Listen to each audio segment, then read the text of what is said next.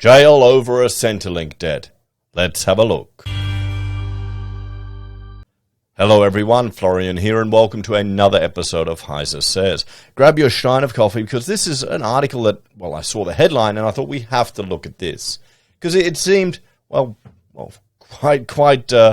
authoritarian really. Centrelink chasing people who are the most vulnerable for their debts or risking, jail time.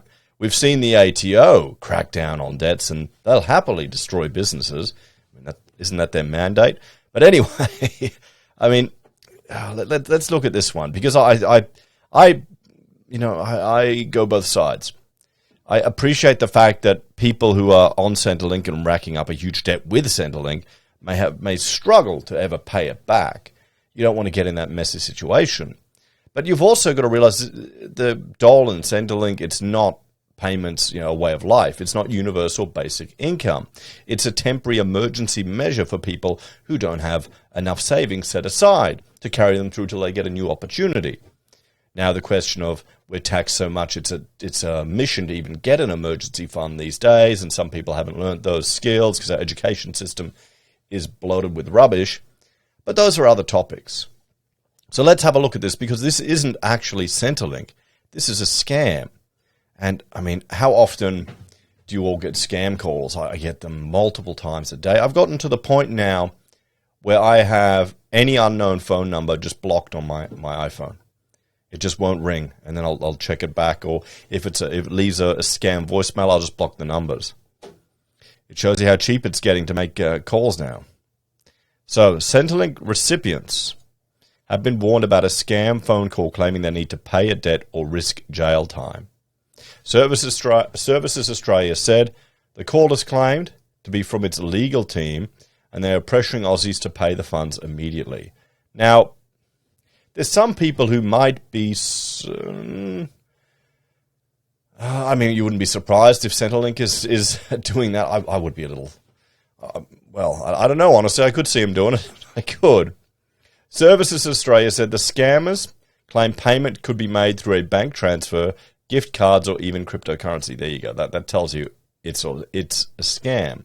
But the people who fall for this probably aren't aware of that. It's sad. Centrelink recipients have been reminded that Services Australia will never ask them to transfer money over the phone and will never make unexpected phone calls with the threat of arrest.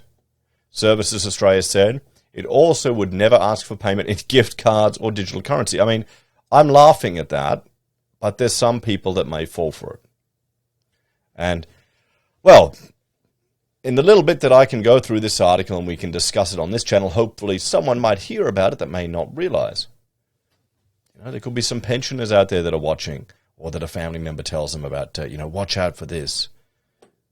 So this is a scam call, Services Australia said. And, these scam calls are just getting more and more.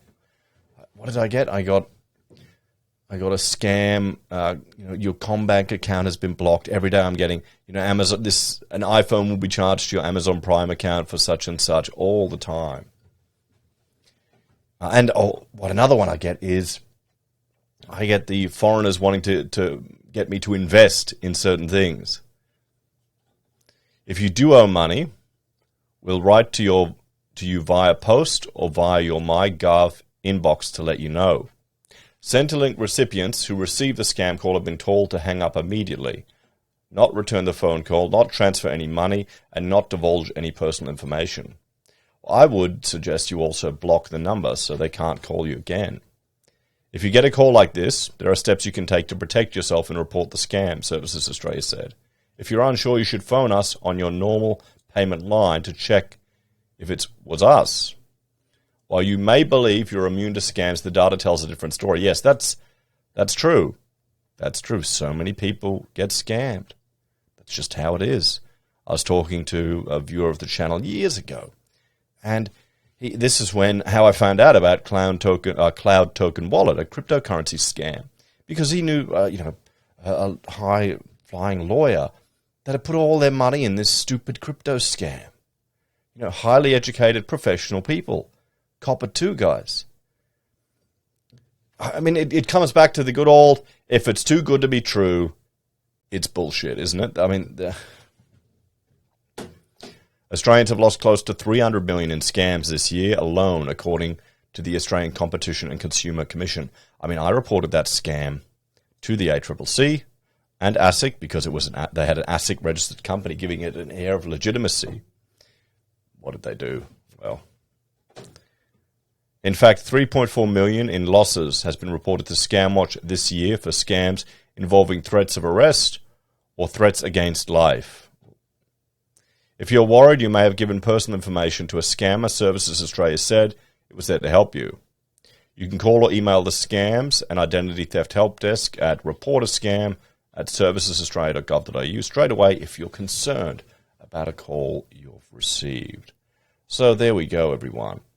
A bit of a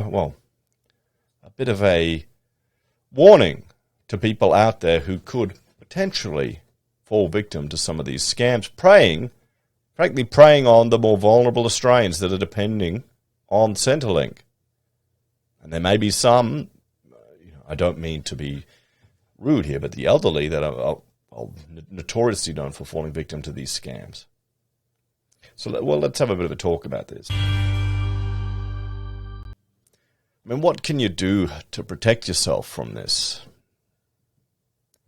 Become a cynical bastard and just blindly hang up on everyone that calls you from overseas? Just double check everything. Well, actually, if ever there is urgency, it doesn't matter. Urgency doesn't matter. Arresting someone is going to be a pain in the ass. Arresting someone over a Centrelink is going to be a pain in the ass. It's government. Civil servants are never going to be fast. They're always going to be slow. Just keep that in your mind.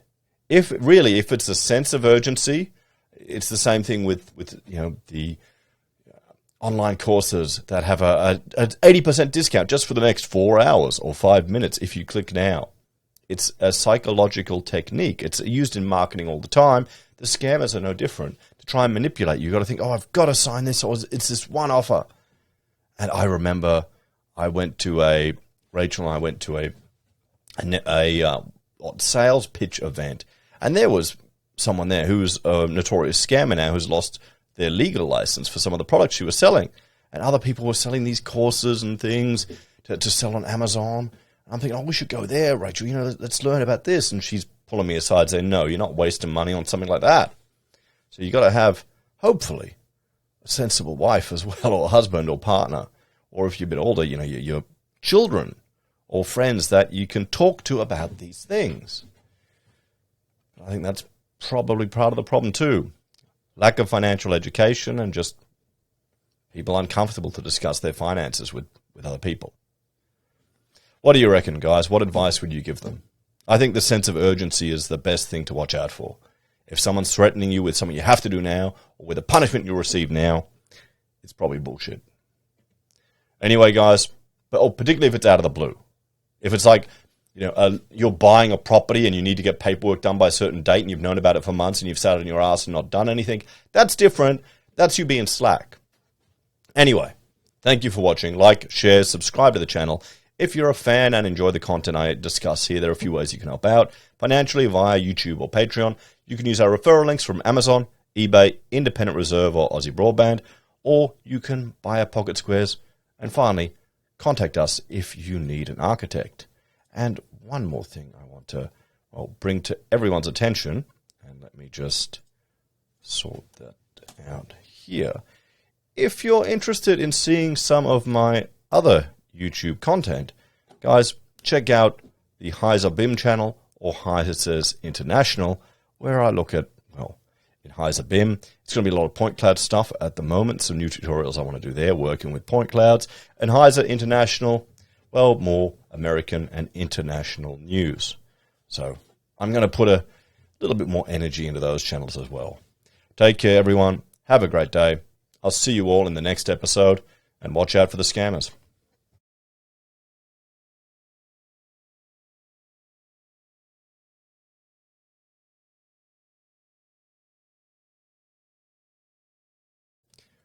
Although I did think Centrelink was rounding up and arresting people.